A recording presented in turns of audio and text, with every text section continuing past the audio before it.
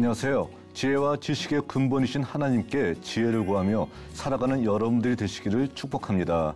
쉽고도 정확하게 알차고 재미있게 하나님의 말씀을 가슴 깊이 새기는 시간, 소문난 성경교실의 오택현 교수입니다.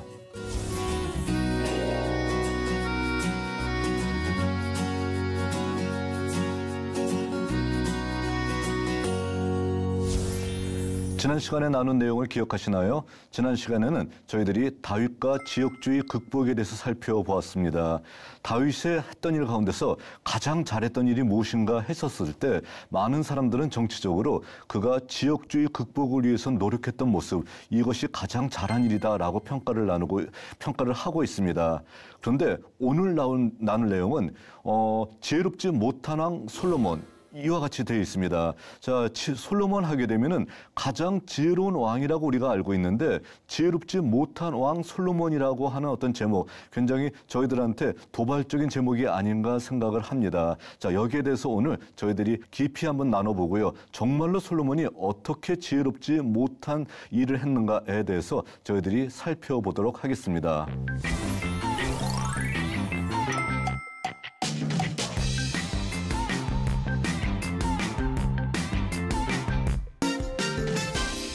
자, 솔로몬은 지혜로운 왕인데 지혜롭지 못한 행동을 한 것, 이것이 가장 커다란 문제가 되었던 것이죠. 자, 그러면 솔로몬에 대해서 저희들이 함께 한번 솔로몬 하게 되면 저희들이 어떻게 생각하고 있는가라는 것을 먼저 생각해 보도록 하겠습니다. 솔로몬은 961년에서 922년까지 왕이 됐던 사람이에요. 자, 그러니까 대략적으로 10세기 정도, 주전 10세기에 활동했던 사람이라고 할 수 있는데, 자, 그는 우리가 솔로몬 하게 되면 제일 먼저 생각하는 것이 지혜의 왕이다. 그는 세상에서 가장 지혜로운 사람이다. 라는 생각을 먼저 하고 있습니다. 그가 기브온 상당에서 하나님 앞에 제사를 드렸고요. 일천번제를 드렸고, 일천번제 결과 너가 무엇을 원하느냐 했었을 때 내가 많은 사람들을 다스릴 수 있는 지혜를 저에게 허락해 주십시오. 라고 얘기하면서 그가 지혜로운 왕으로서 지혜의 대명사처럼 되어 있습니다. 또 솔로몬 하게 되면 저희들은 성전을 건축한 사람. 자, 성전을 건축한다는 것은 굉장히 커다란 의미가 있는 거예요. 왜 그러냐면은 성전을 건축한다는 것은 중앙성소, 신명기에서 그렇게 강조하고 있는 중앙성소를 완성했던 사람이기 때문에, 자, 성전을 건축한 사람으로서 솔로몬의 어떤 위상은 신명기 역사에서 특히 가장 높아질 수밖에 없다라는 것을 우리가 알 수 있다는 것입니다. 그런데 이렇게 지혜롭고 성전을 건축해서 중앙성소를 완성했던 왕임에도 불구하고 그는 이방 국가들과 정략 결혼을 실시함을 통해서 많은 혼혈 결혼을 통해서 이방 여인들을 예루살렘으로 데려왔었고요. 또한 혼합 종교, 그들이 섬기는 모든 신들을 함께 섬기고 있었던 혼합 종교로서 예루살렘을 더럽혔던 일도 아울러 했던 사람입니다. 자, 그러니까 뭔가 이해가 되질 않습니다. 성전을 지었던 사람이 이방 신을 위해서 신전을 지었다라는 거예요. 또 그렇게 지혜로운 사람이 다윗 왕과 같이 이방을 철저하게 배척하고 하나님만 의지하면서 사는 것이 아니라 이방 국가들과 정략 결혼을 맺었다. 자, 그러니까 한마디로 해서 역사가로서는 난감할 수밖에 없다는 것입니다. 그래서 역사가로 하여금 명쾌한 평가를 힘들게 만드는 그런 극단적인 업적을 남겼던 사람이 솔로몬입니다. 잘한 거는 아주 잘했어요. 그런데 못한 것은 정말 못했다는 겁니다. 그럼 역사가는 이걸 어떻게 평가를 해야 될까요? 그를 잘한 사람, 하나님 앞에 정말 최고의 어떤 왕으로 평가해야 될까요? 최악의 왕으로 평가해야 할까요? 최고의 일도 했고 최악의 일도 함께 했다는 것입니다. 자, 그렇다게 되면 이러한 솔로몬의 공과 과에 대해서 저희들이 함께 살펴보도록 하겠습니다. 솔로몬의 공. 자, 솔로몬이 잘한 일도 분명히 많이 있습니다. 그의 잘한 일 가운데서 최고의 업적으로 꼽히는 것은 성전 건축을 통해서 제2중앙화를 완성했다라고 하는 것입니다.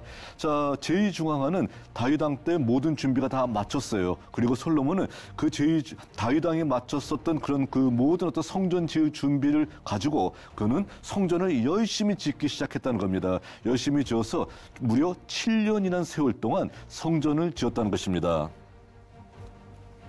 자, 솔로몬이 지었던 성전의 모습은 대략적으로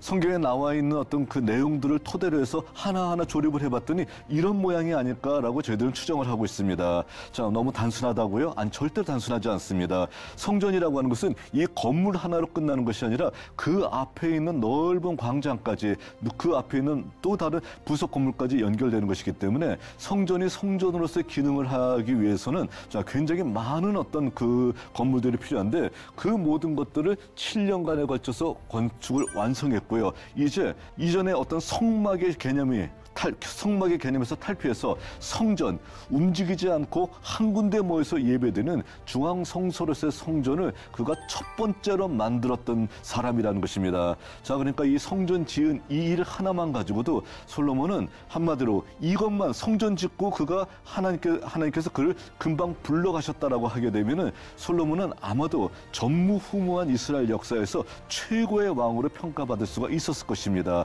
그러나 그 뒤의 행적이 많이 아쉽기는 합니다만은 그래도 솔로몬의 성전을 지은 어떤 이 업적은 솔로몬의 업적 가운데서 가장 큰 업적이라고 얘기할 수 있을 것입니다.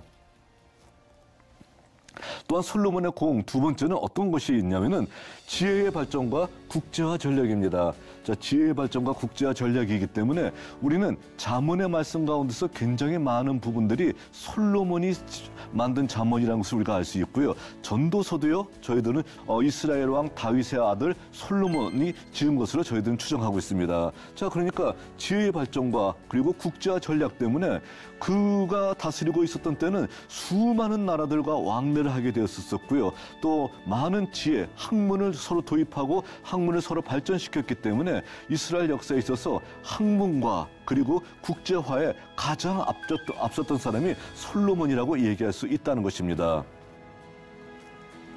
자, 솔로몬은 당시의 세계로 알려져 있는 곳, 당시에는 세계를 지중해 근방, 이 지중해 근방에 있는 곳이 바로 전 세계라고 알고 있었던 바로 그런 때이잖아요. 그럴 때 정말 전 세계로부터 많은 사람들이 예루살렘에 와서 솔로몬으로부터 지혜를 얻기도 하고요. 자기의 지혜를 나눠주기도 하고요. 이와 같이 활발한 지혜의 교류를 했던 사람이 바로 솔로몬입니다. 특히 우리가 스바의 여왕으로 기억하고 있죠. 스바의 여왕이 솔로몬에게 와서 자, 그에게 지혜를 얻어갑니다. 지혜를 얻었을 때 대개는 소문이 훨씬 더 과대평가된 경우가 많은데 솔로몬은 내가 직접 와서 확인해 봤더니 소문보다 훨씬 더 뛰어난 사람이다. 오히려 소문이 과소평가된 듯하다 얘기하면서 정말 전무후무하게 솔로몬은 최고의 어떤 지혜의 왕이다라는 어떤 평가를 내렸던 경우를 우리가 볼 수 있다는 것입니다. 이럴 때 스바란 지역이 어디냐면 대개 이 지역을 얘기하고 있어요. 그래서 재미있는 것은 뭐냐면은 이쪽 지역은 이디오피아고요. 이쪽 지역은 예멘이에요. 그랬을 때 오늘날 이디오피아 사람들은 스바의 왕은 우리의 조상이다 얘기하고 있고요. 이쪽에 있는 예멘 사람들은 아니야, 스바의 왕은 우리 예멘 사람이야 얘기하면서 서로 다른 근거를 많이 제시하고 있는 중입니다. 자, 그러나 저희들은 어디서 스바의 왕이 어느 쪽이든 상관없습니다. 어쨌든 솔로몬의 지혜를 얻기 위해서 왔었던 사람이었었고요. 솔로몬의 지혜를 보고 극찬하며 그의 지혜가 소문보다 훨씬 더 뛰어난 지혜를 가지고 있었다라고 극찬하고 돌아갔던 어떤 스바의 왕을 우리는 기억하고 있습니다. 자, 이랬을 때 열왕기상 4장 32절에 34절의 말씀을 봤더니 이와 같이 얘기하고 있습니다. 솔로몬은 잠언을 3,000가지를 말했다. 잠언을 3,000가지 말했다는 것은 뭐냐면 철학자였다라는 것을 얘기하고 있죠. 또 노래는 1,005편이었다라고 얘기하고 있습니다. 우리 시편에도 솔로몬의 시편이 있긴 한데요. 노래를 1,005편이 해줬다는 게 되면 훌륭한 음악가이기도 했었다라고 얘기할 수 있다는 겁니다. 또 그는 초목에 대해서 말하되 레바논의 백향목으로부터 담에 나는 우수초까지 얘기했다. 그러니까 뭘 얘기하는 거예요? 식물학자였다. 식물학 박사였다라고 얘기하고 있죠. 또 얘기하는 것이 뭐냐면은 짐승과 새와 기어다니는 것들, 물고기에 대해서도 말했다 얘기하고 있습니다. 자, 그러니까 뭐 자산어보를 썼던 사람같이 어떤 거예요? 솔로몬은 동물학에 있어서도 생물학에 있어서도 박사였다라고 얘기하고 있는 거예요. 그러니까 솔로몬은 모르는 것 없이 정말 만물 박사였다라는 것을 얘기하고 있고요. 솔로몬의 지혜를 들으려고 많은 사람들이 왔었었고 그의 지혜의 소문을 들은 천하 모든 왕들이 보낸 사람들이 자, 솔로몬에게 와서 그 지혜를 보고 감탄하고 돌아갔었다라고 얘기합니다. 자, 그러니까 많은 국제 교류가 있었었다. 그리고 그의 지혜는 출중했었다라는 것을 보여주고 있는 그런 말씀이라고 얘기할 수 있습니다. 자, 그리고 솔로몬은요, 다윗의 영토를 유지했습니다. 자, 우리가 지난 시간에 얘기했듯이 다윗 당시에 영토는 하나님께서 얘기했던 이상적인 이스라엘의 영토를 가지고 있었던 거의 유일한 때라고 얘기할 수 있습니다. 어디냐면은 이집트 시내에서부터 시작해서 큰 강 유프라테스 지역까지 이렇게 넓은 영토를 가지고 있었을 때는 거의 이스라엘 전 역사를 통해서 다윗 시절이 유일합니다. 그런데 솔로몬은 그 다윗 시절의 영토를 그대로 유지하고 있었다는 겁니다. 영토를 유지하면서 자, 이 넓은 지역을 다스리고 있었었고요. 그리고 또한 이 넓은 영토를 통해서 많은 어떤 물물교류를 통해 가지고서 많은 수익을 얻을 수 있는 경제를 발전시키고 있었던 때가 솔로몬의 때라고 얘기할 수 있습니다. 성경에는 이쪽 지역에는 다드몰이라고 하는 도시가 있어요. 이 도시를 솔로몬이 확보했는데 이 도시는 사막의 항구와 같은 곳이에요. 사막의 대상들이 여기에 모여서 물과 그늘을 쉬고 가는 어떤 장소였었는데 바로 다드몰 지역까지 점령해 가면서 자, 바닷길 그리고 왕의 대로뿐만 아니라 사막의 향길까지도 향들이 오가고 있는 대상들의 어떤 길인데 이 길까지 모든 어떤 도로들을 그가 다스리면서 자, 많은 어떤 경제적인 수익을 얻었을 때 이때가 바로 솔로몬 때라고 얘기할 수 있다는 것입니다. 자, 그러니까 여기까지 우리가 살펴보았을 때 솔로몬은요 정말 그건 다윗 당시의 영화를 계속 누리면서 그의 어떤 나라가 영원할 것 같은 그런 업적을 남긴 왕같이 보이고 있습니다. 자, 그런데요. 많은 잘못을 저질렀던 사람이 솔로몬입니다. 자, 우리는 지난 시간에 배운 말씀을 우리가 한번 기억해 보시기 바랍니다. 다윗은 그의 당시에 가장 그가 주안점을 두고 가장 강조하면서 취했던 정책이 어떤 정책이었는지 여러분들은 기억하실 것입니다. 남과 북을 차별하지 않는 지역주의 정책에 대해서 절대로 유다만을 편향적이고 유다만을 앞세우는 그런 지역주의 정책을 펴지 않고 남북 화합 정책을 폈던 모습을 우리는 확인해 볼 수 있습니다. 자, 그는 자기의 기득권을 포기하면서 수도를 옮깁니다. 헤브론에서 예루살렘으로 수도를 옮기면서까지라도 자, 절대로 남쪽 중심의 유다 중심의 어떤 정치를 펴지 않고 북쪽 사람들을 배려하는 정책을 폈다는 거예요. 자, 왜 그러냐면은 만일에 유다 중심의 정책을 펴게 되면은 남과 북은 필연적으로 분열될 수밖에 없다는 것을 다윗은 너무 잘 알고 있었기 때문입니다. 그런데 지혜의 왕 솔로몬은 다른 생각을 가지고 있었습니다. 그는 생각하기에 유다 편향적인 정책을 펴도 괜찮다라는 겁니다. 자기들이 저항해봤자 얼마나 저항하겠냐는 거예요. 내가 커다란 힘을 가지고 그들을 찐누르게 된다라고 하게 되면은 절대로 저항할 수 없어 얘기하면서 철저한 유다 편향 정책을 시행했다는 겁니다.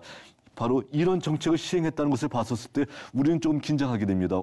이렇게 만일에 하게 된다면은 솔로몬은 정말 지혜롭지 않은 정책을 펴는 것이고 이런 정책이 계속된다라고 하게 되면 필연적으로 남과 북이 분열될 수밖에 없는데 그래도 이런 정책을 필 수밖에 없나라고 생각할 수밖에 없는데 솔로몬은 확신에 차 있었습니다. 괜찮다. 나는 유다 편향 정책을 할 것이다라고 이런 정책을 밀고 나갔다는 겁니다.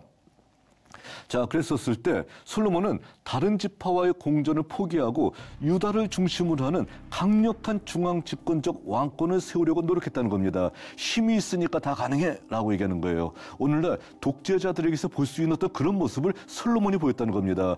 아니, 하나님께서 그렇게 뛰어난 지혜를 주셨는데 그 지혜를 가지고 이런 것조차 판단하지 못했냐는 거예요. 그러니까 권력의 욕망이 들어가게 되면은 사람들이 한마디로 자기의 지혜를 현명하게 발휘하지 못하는 것 같습니다. 그런 모습 속에서 솔로몬도 굉장히 안타까운 역사가 시작되게 되었다는 겁니다. 자, 솔로몬은 유다 편향주의 정책 그리고 다른 지파들을 억누르는 정책을 하기 위해서 반대파들을 다 제거합니다. 자기에게 반대하는 다른 지파의 어떤 그 수장들을 다 제거하게 되는 것이고요. 이런 반대파들을 제거하는 와중 속에 에브라임 지파의 어떤 대표였었던 여로보암을 탄압하고 여로보암이 그래서 에집트로 망명을 떠나는 일까지 벌어지게 되었다는 거예요. 그러니까 반대파를 제거하면서 자기의 왕권을 더욱더 공고하게 만듭니다. 자, 그리고 이스라엘 백성들은 기존에 12지파 체제를 유지하는 것이 가장 중요한 전통적인 지파의 보존 방식입니다. 그런데 솔로몬은요, 12지파 체제가 있으면은 자기가 중앙 집권을 하는데 굉장히 도움이 되지 않는다라고 판단했던 거예요. 그래서 어떻게 하냐면은 12지파 체제를 12개 행정구역으로 개편을 합니다. 새롭게 자기 마음대로 지파의 어떤 그런 모든 경계를 무시하고 새롭게 행정구역을 개편하게 됩니다. 그런데 문제는 뭐냐면 유다와 왕실을 제외하고 나머지 12개 행정구역으로 나눈다는 겁니다. 그리고 12개 행정구역에 무엇을 얘기하냐면은 세금을 내서 왕실이 쓸 수 있는 것들을 한 달씩 책임지게 만들었다는 거예요. 그러니까 뭘 얘기하는 건가요? 유다는 세금 안 내고요. 그리고 나머지 12개 지파에서 나머지 12개 행정구역에서 세금을 낸다는 겁니다. 한마디로 지혜롭지 못한 정책을 폈다는 겁니다. 유다 지파는 세금 안 내도 돼. 나머지 지파는 세금 다 내야 돼. 얘기하는 거예요. 그러니까 엄청나게 다른 지파의 세금의 부담이 늘어나게 만드는 이러한 어떤 잘못된 정책을 실시했다는 겁니다. 자, 그리고 강제 노역 정책을 실시합니다. 자, 많은 어떤 정략 결혼을 통해서 이방 여인들을 향해서 집 져줘야 되잖아요. 집 져주게 되니까 강제 노역 정책을 피는데 이 강제 노역에도 유다 사람들은 동원하지 않고요. 다른 지파 사람들만 동원하고 있다는 거예요. 자, 그러니까 이것도 마찬가지예요. 이런 정책을 폈다라고 하게 되면은 나라가 반드시 분열될 수밖에 없다라는 것을요. 이거는 삼척동자도 알 것 같아요. 그런데 솔로몬은 자신만만했습니다. 괜찮아 하면서 이런 정책을 실시했다는 겁니다. 그러니까 솔로몬이 어떻게 되는 거예요? 지혜롭지 못한 사람이다라고 우리가 평가할 수 있다는 것입니다. 그랬을 때 이와 같은 지파 분열 정책을 실시함과 더불어서 그가 또 머릿속으로 생각합니다. 아, 나라가 안정되기 위해서는 외교적으로 평안해야 돼. 외교적으로 평안하기 위해서는 바로 정략 결혼 정책을 펼치면 될 거야 라고 생각을 하고 있었다는 겁니다. 정략 결혼은 것이 뭔가요? 에집트의 공주와 결혼을 합니다. 그러면 에집트의 사회국가가 되잖아요. 그러니까 자기가 있는 동안에는 에집트가 침략하지 않는다라고 하는 거예요. 자, 이런 생각인데 뭐든지 이 당시에 어떤 유다나 이스라엘은 어떻게 해야 되나요? 하나님이 나라를 지켜주시는 것이지 다른 나라와 정략 결혼을 통해서 나라가 지켜지는 것 아니잖아요. 근데 솔로몬은 그 기본적인 생각조차도 알지 못하고 있었다는 거예요. 그러니까 자기의 지혜로 봤었을 때 정략 결혼이 최고의 나라 안정, 외교를 안정시키는 방법이다라고 생각을 했었다는 것입니다. 그래서 그는 이집트 공주, 모압 공주, 암몬 공주, 에돔 공주, 시돈, 해쪽 속의 여인들을 취해서 후국으로 맞아들이게 됐다는 겁니다. 자, 그러니까 주변에 있는 모든 나라의 공주들과 결혼하게 됐다는 거예요. 결혼하게 되면서 이들과 이런 사돈 관계를 맺게 되니까 어떻게 될까요? 이들이 솔로몬이 있을 때는 침략을 하지 않는다라는 거예요. 자, 근데 그러한 것들이 영원할 수 있나요? 또 이러한 것들이 하나님이 지켜주는 것보다 훨씬 더 안전한 건가요? 누가 보다도 그렇지 않다는 거예요. 그런데 솔로몬은 이런 생각을 하지 못했다는 겁니다. 이는 명백하게 신명기 신학을 위반한 겁니다. 왜냐하면은 모든 전쟁, 거룩한 전쟁이죠. 거룩한 전쟁은 하나님께 속한 것이고 나라의 모든 안위와 나라의 평안도 하나님께서 주시는 것인데 솔로몬은 자기가 정략 결혼해서 이와 같이 하게 되면은 나라가 안정이 될 수 있다라고 생각을 했다는 겁니다. 뭔가 착각을 하고 있다는 거예요. 또 신명기에서는 혼혈 결혼에 대해서 극렬하게 반대하고 있잖아요. 가나안에 대해서 부정적으로 평가하면서 가나안 사람과 결혼하지 말아라. 그리고 가나안의 종교 절대로 섬기지 말아라 라고 강조하고 있잖아요. 그런데 바로 솔로몬은 아무렇지도 않게 혼혈 결혼을 하면서 이들을 위해서 한술 더 떠서 화려한 궁을 마련해주고 있습니다.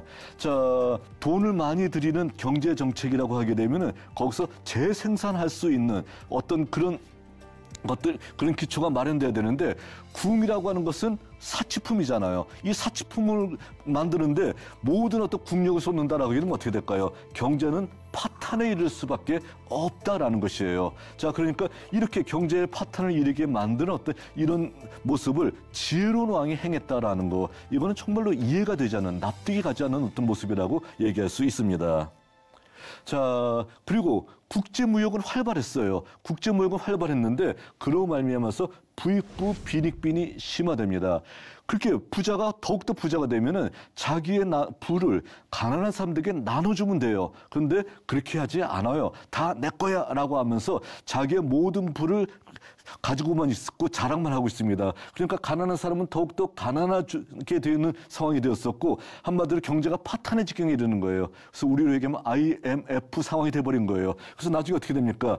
두로왕 히람이 성전 지었을 때 우리가 도와줬으니까 그 돈 좀 지불해 주세요 했더니 지불할 돈이 없는 거예요. 그래서 갈릴리 쪽에 있는 20개 성읍을 넘겨주면서 자 땅을 이 땅 가지고선 한마디로 얘기해서 대신 어떤 그 성전 지을 때 그 대금을 대신하자라고 얘기할 정도로 경제가 파탄이 됐습니다. 그러니까 영토를 넘길 정도로 자 경제가 파탄된 어떤 모습을 보여주고 있습니다. 이런 상황 속에서 솔로몬은 여기에 더 한술 더 뜹니다. 예루살렘 성전을 지었던 그의 손으로 혼합 종교를 초래할 만한 일들을 했었다는 겁니다. 자, 그러니까 많은 이방 여인과 결혼했어요. 이방 여인들이 무엇을 가져왔냐면 자기의 종교를 가져왔습니다. 자기의 신을 가져온 거예요. 그러면은 자 어떻게든 너희 신은 가짜야 얘기하면서 하나님, 여호와 하나님의 성전에서 예배드리게 만드는 것이 솔로몬의 역할인 것 같은데 어떻게 하고 있나요? 자, 너희들은 너희 신을 섬겨야 되니까 예루살렘 성전 맞은편에 내가 너희들의 신을 위한 어떤 신전을 만들어줄게 하는 바로 이런 일들을 했다는 겁니다. 그래서 솔로몬이 어떻게 했냐면요. 시돈의 여신 아스타롯, 암몬 사람들의 우상 밀곰을 그가 섬겼습니다. 성전을 만들었던 사람이 이와 같은 일을 했다는 거예요. 또 예루살렘 동쪽 산에 모압의 우상 그모스를 위해서 산당을 지었고 암몬의 우상 몰렉을 위해서 산당을 지었다 얘기하고 있습니다. 자, 어떻게 돼 있는 거냐면은 성전이 여기 있습니다. 성전이 여기 있고요. 그리고 여기 기드론 계곡이 있습니다. 그리고 앞에 산이 있는데 이 산 중에 하나가 우리가 신약 성경에는 감람산이라고 얘기하는 예수님께서 활동하셨던 감람산이 있고요. 그 산 또 옆에 자 이때로부터 시작해서 이 산의 이름을 뭐라고 하냐면 멸망산이라고 얘기하고 있습니다. 멸망산이 바로 성전 앞에 있어요. 솔로몬은 어떻게 했습니까? 바로 성전 앞에 이들을 위해서 신전을 만들었다는 겁니다. 자, 정상적인 사고로 이것이 가능하냐라는 거예요. 자, 그러니까 이런 어떤 행동을 지혜의 왕이 행했었다라는 겁니다. 자, 이거는 정말 있을 수 없는 행동이에요. 이런 행동을 하면서 성전을 지었던 성전이 바라보이는 바로 그 산, 그 기드론 계곡 앞자락에 자, 이방 신들을 위해서 이런 신전을 만들고 이 신전에서 그가 직접 분양하는 혼합 종교의 모습을 보이고 있었다는 겁니다. 자, 우리는 이러한 솔로몬을 정말 순전한 왕이다 아니면 지혜의 왕이라고 얘기할 수 있을까요? 뭔가 이상합니다. 자, 그랬을 때 신명기 역사는 이런 솔로몬을 어떻게 평가할까요? 자, 이런 솔로몬에 대해서 굉장히 냉혹한 평가를 내립니다. 왕국의 분열을 제공했던 분열의 원인을 제공했던 정치 지도자이다라는 거예요. 그는 철저하게 남과 북의 화합을 위한 정책을 포기하고 유다만을 위한 정책을 폈기 때문에 자, 왕국의 분열은 솔로몬 때문에 있었다라고 평가하고 있습니다. 자, 그리고 부자만을 더욱더 부유하게 만드는 부익부 빈익빈에서 부자만을 위한 정책을 폈었기 때문에 실패한 경제 정책으로 말미암아서 모두를 국가 재정을 파탄에 이르게 만들었던 그러한 왕이었었다라고 평가를 합니다. 자, 그리고 중앙 성소를 확립했지만 혼합 종교를 버리지 못했던 종교 지도자이다라는 거예요. 가장 치명적인 평가 아닐까요? 그가 예루살렘 성전을 만듦을 통해서 중앙 성소는 만들었다는 거예요. 그런데 혼합 종교를 버리지 못했습니다. 성전을 지었던 손으로 이방신의 신전을 만들었다는 겁니다. 그러니까 이러한 사람은 정말 뭔가 문제가 있는 사람 아니야? 라고 얘기를 하고 있다는 것입니다. 자, 그런데요. 우리는 솔로몬에 대해서 어떻게 알고 있나요? 솔로몬은 성전을 지었고 지혜의 왕이고 정말 멋진 사람이다라고 얘기하고 있죠. 자, 우리가 이렇게 얘기하는 가장 커다란 이유는 뭐 때문일까요? 바로 역대기 역사에 기록된 솔로몬 때문입니다. 자, 역대기 역사는 종교 공동체로서 유다를 가장 크게 강조하는 역사서라고 우리가 지난 시간에 살펴봤었습니다. 자, 그러니까 종교 공동체로서 유다를 강조하다 보니까 종교 공동체를 확립했던 두 명의 왕에 대해서 최고의 왕으로 평가합니다. 누구일까요? 종교 공동체 시조인 다윗, 그리고 또 종교 공동체 중심이라고 하고 있는 구심점이라고 할 수 있는 성전을 지었던 솔로몬, 이 두 사람이 역대기 역사에서는 최고의 왕입니다. 자, 그러니까 종교 공동체를 확립한 시조로서 솔로몬에 대해서 좋게 평가를 하고 있습니다. 이게 역대기 역사의 특징인 거예요. 자, 그리고 그의 과오를 의도적으로 누락합니다. 여러분들이 역대기를 읽으면서 솔로몬이 이방 여자 데려와서 혼혈 결혼했었고 또한 혼합 종교를 자행했던 사람이다라는 평가가 나오나 살펴보시기 바랍니다. 나오지 않습니다. 자, 그러니까 어떻게 되는 거예요? 바라보는 관점이 다르니까 솔로몬에 대해서 어떻게 되는 거예요? 극단적으로 평가를 하고 있는 거예요. 자, 신명기 역사라고 하는 열왕기 상에서는 어떻게 평가하고 있습니까? 솔로몬 하게 되면 이 사람은 정말 문제가 있는 사람이야 라고 평가를 하고 있는 거예요. 자, 지혜롭지만 지혜롭지 못한 사람이야 라고 얘기하고 있고요. 역대기 역사에서는 어떻게 평가하고 있습니까? 우리 종교 공동체를 확립한 시조야. 그러니까 그가 잘못한 거에 대해서는 우리가 인정할 수 있어 라고 하면서 그의 과오를 의도적으로 누락하는 모습을 보이고 있다는 것입니다. 우리는 어느 것을 평가해야 될까요? 우리가 바로 이런 점에서 자, 성경은 서로 다른 역사서가 두 개가 있다라는 것을 보면서 자, 그 역사서의 판단 기준에 따라서 다르게 평가한 모습을 우리가 발견해야 될 것입니다. 그러나 분명한 것은 솔로몬은 지혜롭지만 지혜롭지 못한 행동을 했던 사람이었었다는 것, 이것은 우리가 반드시 구별해야 될 것입니다. 자, 이번 시간은 여기까지 하도록 하겠습니다. 우리가 다음 시간에는 이제 나라가 분열되었었을 때 분열된 그 상황 뒤에 나타나고 있는 바로 여로보암에 대해서 저희들이 살펴보도록 하겠습니다. 여러분, 유익한 시간이 되셨나요? 오늘 수업은 유튜브를 통해 다시 보실 수 있습니다. 언제나 말씀의 다스림을 받는 여러분들이 되시기를 바랍니다. 다음 시간에는 느밧의 아들 여로보암의 죄라는 제목으로 여러분들과 함께 말씀을 나누고자 합니다. 오늘도 승리하는 하루가 되시길 바랍니다. 다음 시간에 뵙겠습니다. 감사합니다.